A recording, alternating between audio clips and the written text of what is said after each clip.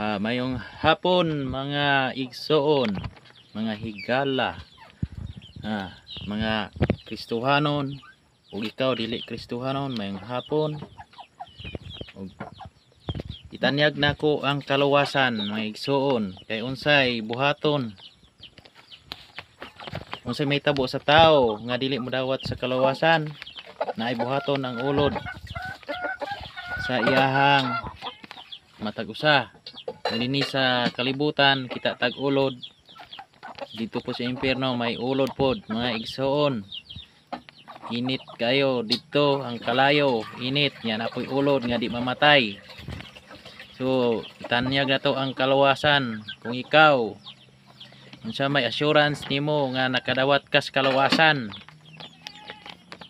ingon ka nga naa kay Ginoo, pero nasa Mateo City 21 hangtod sa 23 magkana nga dili tanang nagtawag Ginoo Ginoo makasulod sa gingharian sa langit,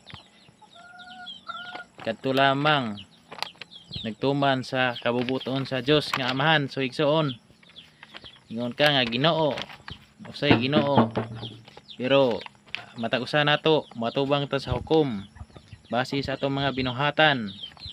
Natay kita mga nakadawat, ikaw ka kadawat ni Kristo, dawaton nimo si Kristo nga imong personal nga manluwas ug Savior. I-confess na imo na, itugyan imong mga sala, tanan nimo mga kasalanan itugyan, kay si Jesus mao ang dalan ug ang kamatuoran. Ang kasulatan nag-ingon, kung dili ka modawat sa kaluwasan, ang ulod ready na dire, uton gapon ang lawas mobalik sa abog. Secure na ang lawas niya, ang espiritu mobalik sa Dios. Pero ang kalag, kumusta man? Kung secure na ba? Secure na ba ang kalag? Kay ang kalag mo na matubang sa sa hukom. Kay si Hesus maoy pangalang Hesus, pwede makatambog sa imong kalag dito sa impyerno. Ug pangalang Hesus pwede mo dala nimo sa langit.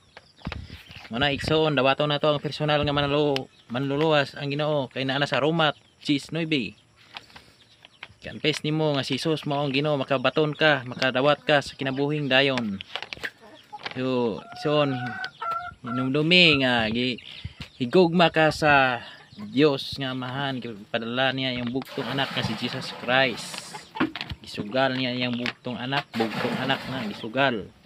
So dawaton na to si Kristo nga personal nga manluwas, kay ang ulod na nagingon sa Isayas 51:8, kanon sila sa anonugba sama sa bisti ug kutkuton sila sa ulod sama sa panapton, gikan sa balhibo sa karnero, apan ang kaluwasan nga akong ihatag mulungtad hangtod sa hangtod, ug alang kini sa atong sa tanang kaliwatan.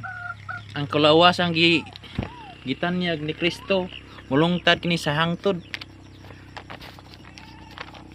Siya ang Alpha ug ang Omega. So igsoon, ang kaluwasan gitanyag mulungtad ni sangtod, dili kini kutkuton sa ulod ug anonog ba. Ingon ri si Isayas 51:8 nga. So nya nagingon pud sa kuan nga unsa may bili sa tao.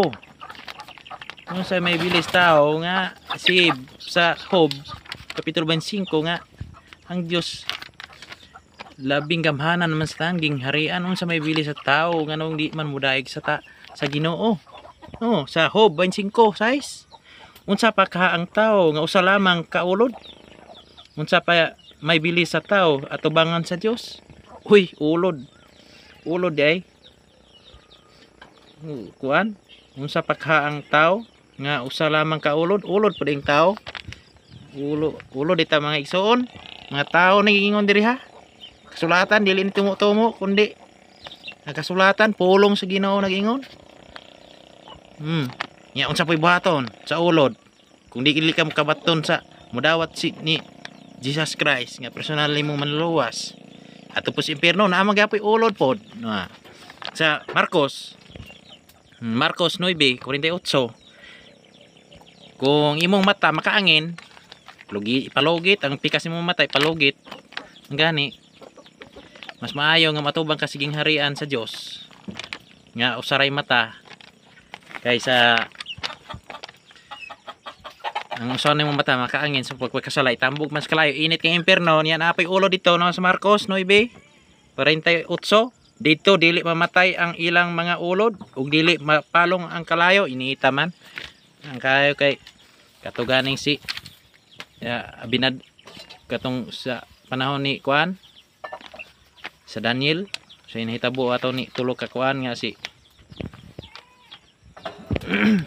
tambog sa kainita 100 time o 100 nga kuan kay niton times 7 pa to katong tulo ka si kuan kay wala sila muyukbo sa hari si Daniel, si Sadrak, si Misak ug si Sadrak, si Misak ug si Abednego. Grabe tungod sa buhi nga Dios ipanalipdan sila tungod sa pagtuo imong pagtuig soon may makaluwas kanimo kung ba dawaton nimo si Jesus Christ nga personal nimong manluluwas. So God bless mga igsoon, maura na ang mensahe hindi kan sa Ginoo.